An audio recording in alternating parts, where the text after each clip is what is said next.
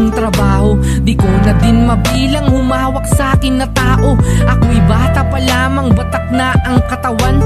Tinatawag ang pangalan pag may pipinturahan. Kung saan saan ako na lugar na ring tumungo. Magkaroon lang ng pera, may pagkaing maisubo. Kailangan kong kumayo dahil di ako mayaman, upang mabunuan ang aking pangangailangan. Handang sumunod sa utos ng nakakataas sa akin. Kahit minsan nakakarindi na ang sigaw sa akin. Laging nagpapakababa sa trabaho, binabaling. Imbis na sumagot, mas gusto ko patong lihain. Pagandahin bawat gawa, ito'y aking ayusin. Para sa susunod ako pa rin ang hahanapin. Ako'y isang pintor, ito'y aking kabuhayan. Hangad ko balang araw mundo ko